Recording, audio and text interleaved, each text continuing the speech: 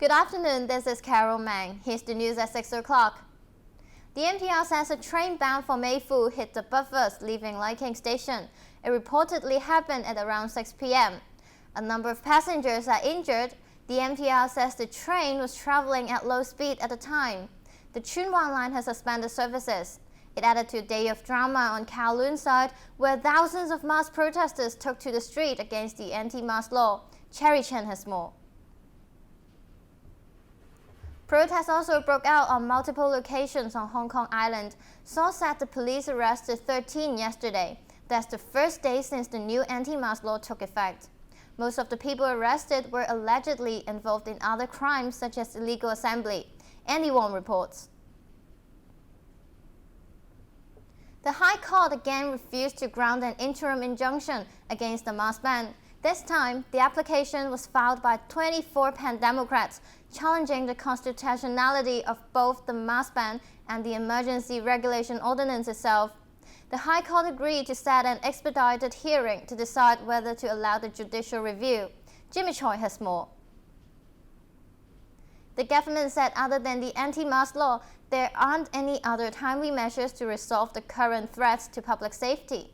Chief Secretary Matthew Chung said in his blog that radical protesters are mostly masked when engaging in violent acts. He noted that the government is duty-bound to keep the escalating violence in check, but stressed Hong Kong is not under a state of emergency. Chung also justified the legality of putting forward the anti-mask law, saying it is a piece of subsidiary legislation subject to negative vetting. Meanwhile, the Financial Secretary Paul Chan reiterated that there will not be changes to the linked exchange rate system. He stressed that Hong Kong is capable to safeguard the city's monetary and financial stability. Retailers, including a major supermarket chain and some shopping malls that closed yesterday, reopened today. The MTR also partially resumed services after the entire network was shut after being vandalized. Currently, train services in Tsuen Wan, Kwun Tong, Tseung Kwan O, Ma On Shan, Island, and Disney Resort lines have all been suspended. Jeremy Lee has the details. Let's take a look at the international news. U.S. House Democrats on Friday escalated their impeachment inquiry into President Donald Trump, issuing subpoena to White House for documents related to whistleblowers' complaint.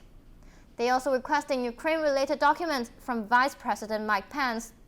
The document related to a call between Mr. Trump and Ukrainian president, who was pushed to investigate his leading Democratic political rival, Joe Biden, in a call. North Korea's chief negotiator says nuclear talks with the U.S. and Sweden have broken down. American officials say the two sides had good discussion, which Washington intends to build in 2 weeks. But the North Korean negotiator, Kim Myong-gil, said the talk had not fulfilled expectations.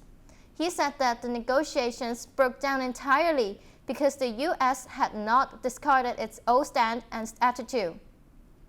Saturday's talks were the first between the U.S. and North Korea since the February breakdown of the second summit between President Donald Trump and Kim Jong-un in Vietnam. Richard Moe has the details. Iraqi authorities lifted a curfew in its capital city, Baghdad, on Saturday, which had been imposed in connection with anti-government demonstrations. Over the past 5 days, more than 90 people have been killed and over 4,000 others injured during the rallies. Here's the weather after today has reached a height of 29 degrees as the northeast monsoon will continue to bring generally fine weather to southern China in the next few days. Under the influence of the monsoon, there will be a few showers over the coastal areas this week. That's all for now. The next bulletin will be in 1 hour time. Join us then.